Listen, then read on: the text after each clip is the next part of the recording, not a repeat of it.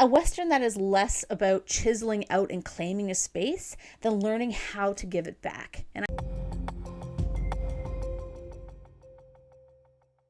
Hello, welcome to Sound and Fury Book Reviews. As usual, I'm Tina. Today I'm doing a book review of Wolvers by Tayler Brown. This is a book coming out April 7th, 2026 from St. Martin's. It's a contemporary fiction. I received a copy of this e-art from NetGalley in exchange for a fair review. As moving as it is thrilling, Wolvers is a testament to the power of nature and how people can sometimes change for the better. What is it about? Broke, depressed, and angry at the government after losing his family's New Mexico ranch, Trace Temple is looking for revenge. He's living out of his truck when a shadowy militia movement hires him to take down the legendary she-wolf of the Dark Canyon Pack, 111. But 111 is no ordinary wolf. Cunning, fiercely protective of her young, and seasoned in the ways of men, she leads her pack deep into the forbidding desert peaks and canyons, always one step ahead of pursuit. After a harrowing brush with death in the backcountry, Trace has a change of heart, only to be replaced by a professional hunter and assassin named Murdoch, who ruthlessly pursues his animal quarry while stalking Trace himself. To survive, Trace must join forces with a survivalist animal protector who deploys feral senses and a deep wilderness skills to protect the wolves, and Imogen Cruz, a local rancher, childhood friend, and unrequited love of Trace's early years. Together they must fight to protect not only themselves and the Dark Canyon Pack, but ultimately the Gila Wilderness itself, the world's first designated wilderness area. A bit slow to start, once Wolvers gets going, it takes off running. The reason is because the main character is rather likable at first, but once he learns his lessons, so to speak, he becomes quite likable. It disproves my mom saying that you can't change a man. I mean, she's right. You can't change any man or person. They have to change on their own. Trace has a little bit of help though, but yeah, he does change for the better. So if you start reading this and you're like, oh, I can't stand this guy, are we going to be reading a book about a man hunting animals? No. No, get through that. This is an environmentalist book, I would say, above all else. This book is pro animal rights. It's not glorifying trophy hunting. Anyway, so after this part, which is really a small part of the book, first 10%, Trace becomes a stalwart, brooding main character that is, well, he's kind of hot, if you like cowboys. And this is because he's complex, but he's not complicated. He's a good person at heart who, despite being, pretty young still, is adapting to a new world. Most of this has to do with environmental protectionism. Being an environmentalist myself, I really appreciated the way the book approached the issue.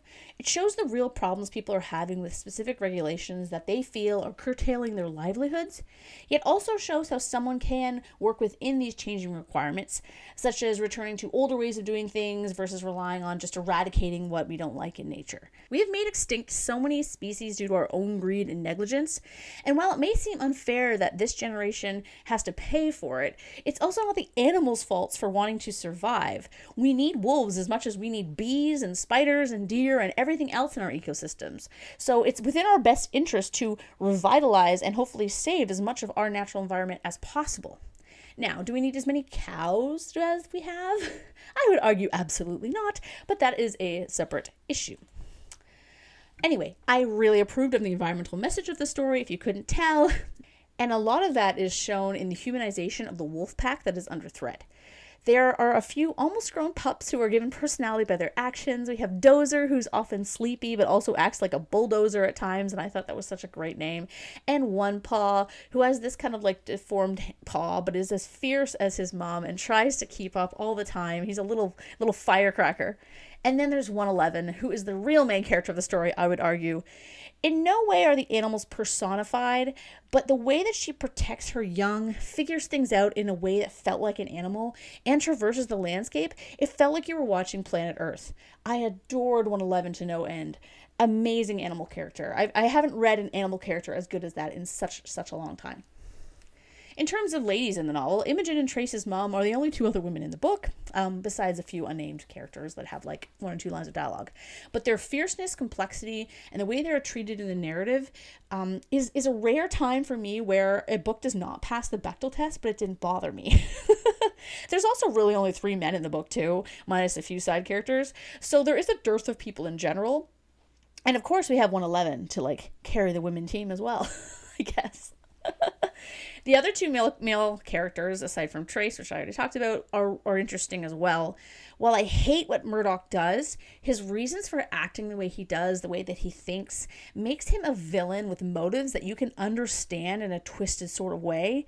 Like you read this guy's inner thoughts, and like, because it's third person, but he's given thoughts, and we're given a little bit of backstory into his life, and you're like, I understand why this guy is messed up, and I understand him, even though I don't like him, I don't approve of him, and I kind of hate him.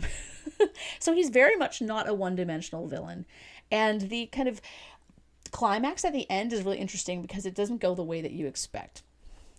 I love the setting, of course, as that era of the US is one of my favorite places in the world. I really wish I could go there right now, but I can't. I was like, so when I was reading, I was like, I've been there. When the book mentioned Little America, which is a town in Wyoming, in 2024, my partner and I drove Highway 80 from Colorado to Salt Lake City, and we actually stopped in Little America for lunch, primarily because I thought the name was fun. I want to go back to Wyoming so badly. Again, not right now. I've also driven through New Mexico a couple times and stayed just north of the Gila Wilderness in Gallup back in 2017. We went to the Petrified Forest National Park, which was close by, which was breathtaking. We only kind of drove through it. Like, we didn't realize it was so big because, I mean, you don't realize how big some of these places are. But we kind of drove through the main course of it. We stopped at some of the scenic spots. I wish we'd had time to hike. We walked a little bit out here and there, but we didn't get anything near what like a hike would be. And open vistas to me are just so sublime.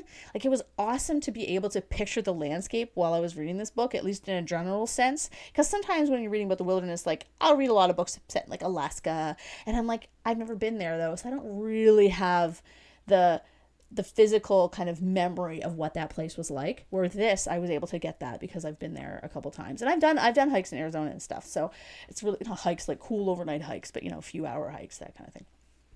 Anyway, speaking of sublimity, this book is beautifully written. There are lovely lines like, and this is from an arc, so it might be removed or altered in the final. The sound of being close to someone you loved, someone who brought light to life's darkness, warmth to cold, and then being torn apart from them, your heart plucked from your chest. Oh, so sad.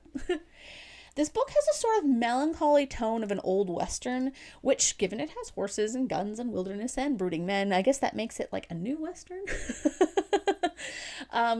But it's a Western that is less about chiseling out and claiming a space than learning how to give it back. And I think that's the real kind of distinction, because Western books are all about like, oh, this untamed land, etc. Oh, let's make sure I carve out a space for myself in this place. Where nowadays it's like, no, we recognize that whole colonial aspect is problematic, but also that people are there now, and how do they coexist with not just their history but with that aspect of their history. So I think that this kind of, I've read a couple. What was the last one I read? I can't remember. I think I read something last year that was of a similar kind of, not similar idea plot wise, but like it had a similar kind of tone to it, and I just think that that's a really interesting and fascinating and important kind of story to tell. Overall, this was a book when I was about 30% in. I was like, I'll give this probably a 4 stars, and I was kind of like tired when I was reading it, and then it really took off, and I've upped it up to a 5. It's one of those books that gets better the more you think about it too. Like, it's got a lot more layers and a lot more stuff to it than just like the kind of surface value. And so yeah, I if you couldn't tell, I thought this book was absolutely excellent, and I highly recommend it. Yeah. Also, I love wolves. They're so cute. I don't know why the book kept talking about how people like think wolves are evil and stuff, and I'm like, I've never thought that. I've always loved wolves. I think when I was a kid, wolves were like one of my favorite animals. I just think they're so neat. We don't really have any around here. We have coyotes. They like to. So I was outside, was it last summer? My kids were getting ready for camp. It was like 9 a.m. I was just about to drive them there, and I see this giant dog like come walking down. We have like a conservation area, like kind of across the street down a catwalk from where I live. And I see this dog like walking, and I was like, that is not a freaking dog. It was a coyote. I was like, girls, get in house. Because I was like, I don't know, I think it'd be rabbit or something, right? And so I kind of watched where it went, and then I called the city, and I was like, there's a random coyote wandering around. Can you like corral it back to where it's supposed to be? Because like, who knows, right? It could have had rabies. I mean, the poor thing's probably dehydrated and confused. It was the middle of the summer. But I never really heard kind of what happened to that. But now I'm always kind of like, my kids know. I'm like, they, even them, like, they are little and they could sense there's something weird going on. So I'm like, if you ever see a coyote again, what do you do? Run in the house. I'm like, what if you can't get to the house? Jump in the car. Yeah, then we'll have a, what is it? What's that name of that? Cujo situation. Let's hope not. Knock on wood. Not, is there any wood? There we go.